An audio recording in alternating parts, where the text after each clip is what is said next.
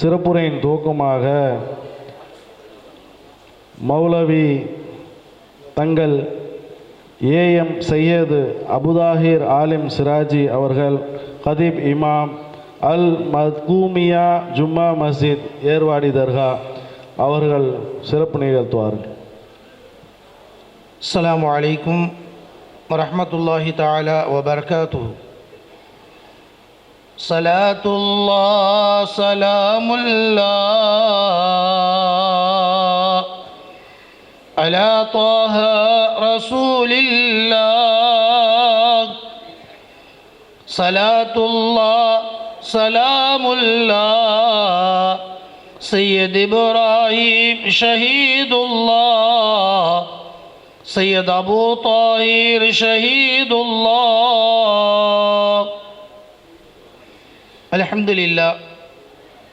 அல்ஹம்துலில்லாஹி ரப்பில் ஆலமீன் வஸ்ஸலாத்து வஸ்ஸலாமு அலா சய்யிதினா முஹம்மதின் வ ஆலிஹி வ ஸஹாபிஹி அஜ்மஈன்.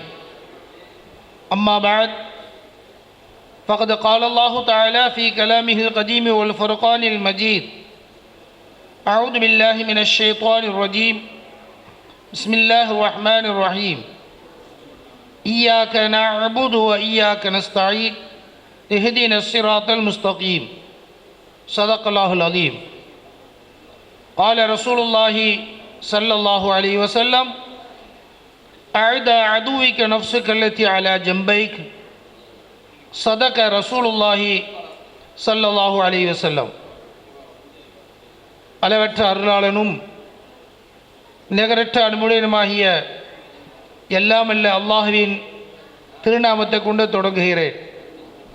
அல்லாஹ்வின் கருணையும் சாந்தியும் ஆரியர் தலைவர் அருமை நாயகம் முத்து முஹம்மது ரசூலுல்லாஹி ஸல்லல்லாஹு அலைஹி வஸல்லம் அவர்கள் மீதும் அவர்களின் தோழர்களான உண்மையின் உறைவிடமாகவும் நீதியின் நிலைகளனாகவும் அறிவின் ஊற்றாகவும் பொறுமையின் சகரமாகவும் வீரத்தின் விளைநிலமாக விளங்கி கொண்டிருக்கின்ற சங்கைக்குரிய சஹாபாக்கள், காலத்தின் கலங்கரை விளக்காக விளங்கி கொண்டிருக்கின்ற சட்ட ஞானங்களை தொகுத்து தந்த சங்கைக்குரிய இமாம்கள், தீனின் வளர்ச்சிக்கும் மலர்ச்சிக்கும் அடித்தளமாக அமைந்திட்ட சங்கைக்குரிய சுஹதாக்கள், வல்லோர்கள், வலிமார்கள், நாதாக்கள், நன்மக்கள், குறிப்பாக இந்த மஜ்லிஸில் அமர்ந்திருக்கின்ற நம் அனைவர்கள் மீதும் அல்லாஹ்வின் கருணையும் சாந்தியும் உண்டாவதாக. ஆமீன்.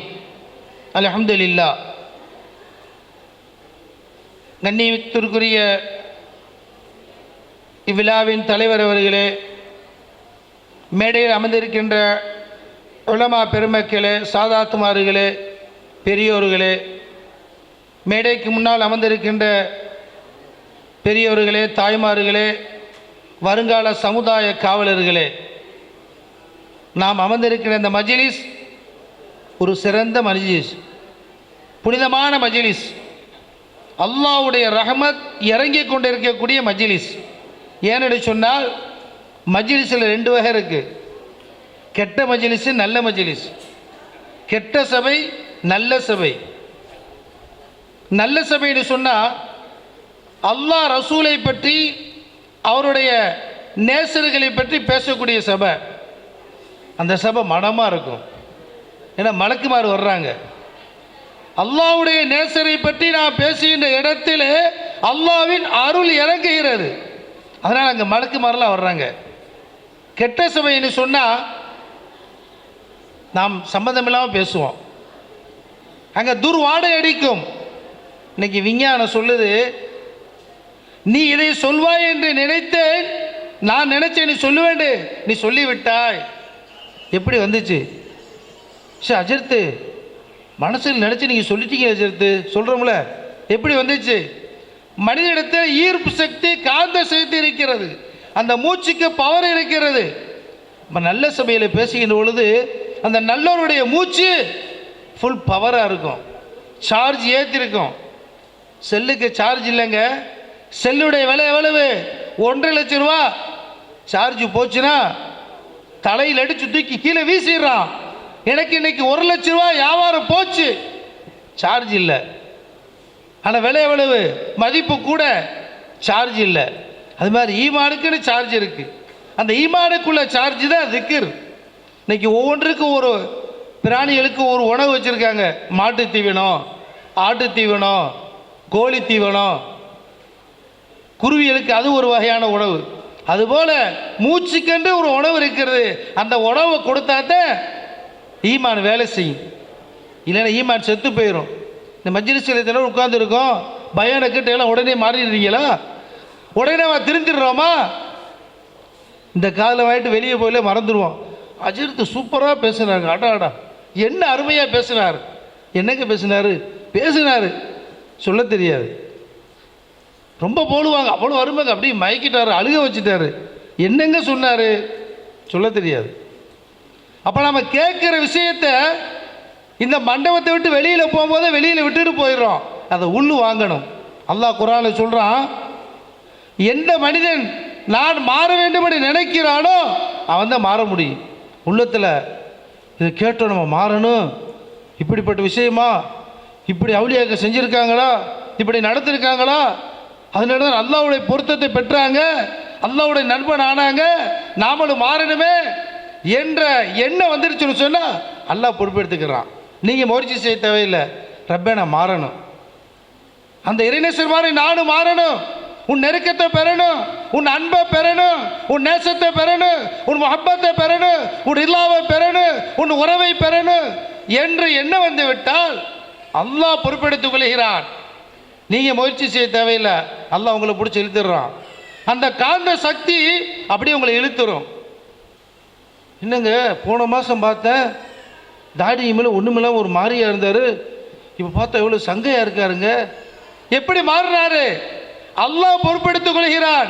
நீங்கள் நினைக்கத்தான் வேண்டும், நான் மாற வேண்டும், நல்லவனாக வேண்டும், சிறந்தவனாக வேண்டும், அந்த இறைநேசரை போன்று நானும் மாற வேண்டும், அல்லாஹ்வுடைய நண்பனாக வேண்டும் என்று நினைத்தால் போதும், அல்லாஹ் பொறுப்பெடுத்துக்கிறான்.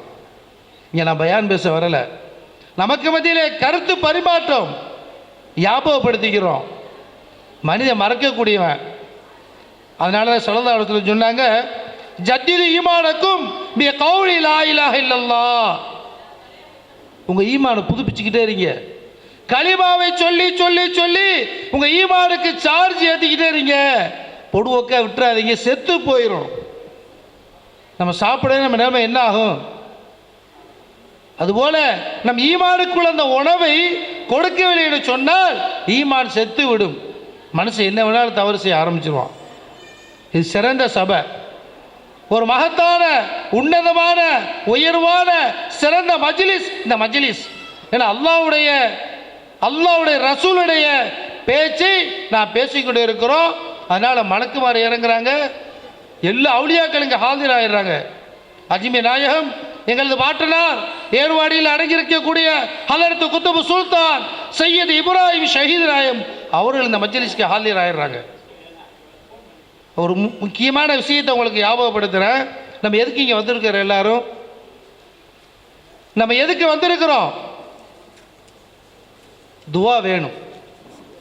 ஒவ்வொருத்தருக்கு எவ்வளோ பிரச்சனை இருக்கலாம். வியாபாரத்தில் நஷ்டமாக இருக்கலாம், நல்லா வியாபாரம் பண்ணியிருப்பார், நஷ்டமாக இருக்கும். திருமணம் ஆகியிருப்பார், குழந்தை இருக்காது. அத்தாவுமானு சந்தோஷமாக இருப்பாங்க, சண்டையில் பிரிஞ்சிருவாங்க. கணவன் மனைவி சந்தோஷம் இருப்பாங்க, சண்டையில் பிரிஞ்சிருவாங்க. இப்படி எவ்வளவோ பிரச்சனை, மன சஞ்சலம், மன கவலை, மன உளைச்சல், இதெல்லாம் நமக்கு தீரணும். இப்படி நம்ம நல்ல மஜ்லிஸுக்கு போனோம்னா இந்த பெரியோருடைய துவா பரக்கத்தினால அல்லாஹ் நமக்கு என்ன செய்வான்? வாழ்க்கையிலே ஒரு மாற்றத்தை கொடுப்பான் என்ற நம்பிக்கையில் வந்திருக்கிறோம். அதனால் கண்ணியமிக்க அல்லாஹ் நல்லடியார்களே, துவா ரொம்ப முக்கியம். துவாவுக்கு தான் நம்ம இங்கே வந்திருக்கோம். துவாவுடைய சிறப்பு, துவாவுடைய மகிமை, துவாவுடைய கண்ணியம், துவாவுடைய கதிரு, துவாவுடைய தரஜா நம்ம யாருமே ஒன்றும் விளங்கலை. அதனால் நம்ம துவா கேட்குறது யோசிக்கிறோம். ஹஜரத்து துவா ஓதுனா கூட ரொம்ப சோம்பேறித்தனமாக கையை வச்சுட்டு உட்காந்துக்கிட்டு இருக்கோம், அல்ல தூங்கிக்கிட்டு இருக்கோம். கையை ஏந்தி கேட்பதற்கு தயங்குகிறோம். துவாவுடைய சிறப்பு நமக்கு தெரியலை. ஒரு மனிதனுக்கு கடுமையான நெருக்கடி, கடுமையான சங்கட வரையில் தான் அந்த துவாவுடைய அருமை தெரியும். ஒரு ஹசரத் அவங்க கும்பகோணத்திலேருந்து ஒரு இடத்துக்கு பயானுக்கு போகிறாங்க. அப்படி போகின்ற பொழுது காரில் போய்கிட்டு இருக்காங்க. ஒரு கிராமத்து வெளியே போகிறாங்க. திடீர்னு பார்த்தா ஒரு பெரிய கூட்டம் அந்த காரை வழிமறிச்சிருச்சு. அப்படியே பெரிய கூட்டம், பார்த்தா சாதாரண கூட்டம் இல்லை, எல்லாம் தண்ணி அடிச்சுட்டு மீசை வச்சுக்கிட்டு அருவாளோடு நிற்கிறான். ஹஜரத்துக்கு சரியான பயம். காரை சுற்றி வளைச்சிட்டாங்க. என்ன செய்யறது தெரியலை. ஒருத்தர் கண்ணாடியை வந்து அடிக்கிறான், ஒருத்தர் முன்னால் அடிக்கிறான், அருவாள் வச்சிருக்கான். எப்படி இருக்கு நிலைமை? நெருக்கடியான நேரம். ஹஜரத்தோடி பயந்து போயிருக்கிறார். என்னடா அது? ஒருத்தர் பக்கத்தில் இருந்தார். டோரை தட்டி கண்ணாடி இறக்கிட்டு என்னங்கன்னு கேட்டார். பாய் உனக்கு அறிவு இருக்கா பாய்? ஹஜரத்து கண்ணியமாக சங்கையாக இருக்காங்க. அவங்கள பார்த்து இருந்தாலும் கேட்குறாரு, பாய் உனக்கு அறிவு இருக்கா பாய்? இப்போ வந்து காலைக்கு உள்ளே வந்து நிறுத்திக்கிட்டு இருக்க. ஒரு குழந்தைய ஒரு லாரிக்கார் அடிச்சுட்டு போயிட்டான். மக்கள் எல்லாம் சுற்றி ஆர்ப்பாட்டம் பண்ணிக்கிட்டு இருக்காங்க. கலெக்டர் வரணும், எஸ்பி வரணும், எல்லா அதிகாரிகளும் வரணுண்டு ஆர்ப்பாட்டம் பண்ணிக்கிட்டு இருக்காங்க. இப்போ வந்து பாய் உடனே டோரை ஏற்றிட்டு ஹஜரத் அழுகிறாங்க. தாங்க முடியலை, நெருக்கடியான நிலை, என்ன செய்யணுன்னு தெரியலை. அந்த நேரத்தில் அவங்களுக்கு ஒரு யாவு வந்துச்சு. ஸல்லல்லாஹு அலைஹி வஸல்லம் இப்படி நெருக்கடியான நேரத்தில் ஒரு துவா கேட்டாங்க. அந்த துவாவை சொன்னார், அந்த துவாவை ஓதினார். சுபஹானல்லாஹ், என்ன ஆச்சரியம்! சற்று நேரத்தில் மலைக்கு வந்த மாதிரி ஒருத்தர் வர்றார், கதவை தட்டுறார். பாய் என்ன பாய் இப்போ வந்து மாட்டிக்கிட்டே பாய்? நான் முன்னால் எல்லாரையும் தள்ளுங்க தள்ளுங்கன்னு சொல்கிறேன், நீ அப்படியே கார் அப்படியே நாட்டிக்கிட்டு வந்துருந்தார். துவா ஓதி முடிச்ச உடனே ஒருத்தர் வந்தார். எவ்வளோ அற்புதம் பாருங்க. அதே மாதிரி எல்லாத்தையும் ஒதுக்குறாரு. அப்படியே போயிட்டாங்க. காரு கடந்துருச்சு. திரும்பி பார்த்தா ஏகப்பட்ட கார் பின்னால் நிற்கிது, பெரிய கூட்டம். அது என்ன துவா ஓதுனாங்க? ஸல்லல்லாஹு அலைஹி வஸல்லம் அவங்க மக்காவிலேருந்து ஹிஜ்ரத்து போகிறாங்க. அல்லாஹ்வுடைய உத்தரவு. செய்தன அபூபக்கர் சித்திக் ரலியல்லாஹு அவங்களும் மதீனாவுக்கு போய்கிட்டு இருக்காங்க. அப்போ அங்கே காஃபிர்கள் எல்லாம் அறிவிப்பு செஞ்சுட்டாங்க, யார் முகம்மதை உயிரோடு பிடிச்சிக்கிட்டு வர்றாங்களோ அவங்களுக்கு பெரிய சன்மானம் வழங்கப்படும். உடனே எல்லாம் தேடிக்கிட்டு தெரியுறாங்க. அந்த காற்றுடைய வழி நல்லா தெரிஞ்சவர் ஒருத்தர், அவர் பேர் முகையரா. அவர் போய் என்ன செஞ்சார், இந்த ரூட்டில் தான் போயிருப்பான்னு போய் ஸல்லல்லாஹு அலைஹி வஸல்லம் வழி மறிச்சிட்டார். ஸல்லல்லாஹு அலைஹி வஸல்லம் நெருக்கடியான நேரம். குதிரையில் போயிட்டார், வழி மறிக்கிறார். நம்மளை பிடிச்சிருவார், மாட்டிக்கிட்டோன்னு நினச்சாங்க. அந்த நேரத்தில் நபி கேட்டாங்க, அல்லாஹ் மக்ஃபினிஹி பிமா அஷீத்த, ரப்பி இந்த நேரத்தில் நீ எதை நாடுகிறாயோ அதை செய்யண்டு அல்லாஹ்ட்ட கேட்டாங்க. உடனே குதிரை அந்த காலை பூமி உள்வாங்கிருச்சு, பிடிச்சிக்கிருச்சு. உடனே அவர் மன்னிப்பு கேட்டார். யாரை சொல்லல, முகமதே என்னை விட்டுருங்கண்டு. இதே போல் 3 தடவை செஞ்சார்.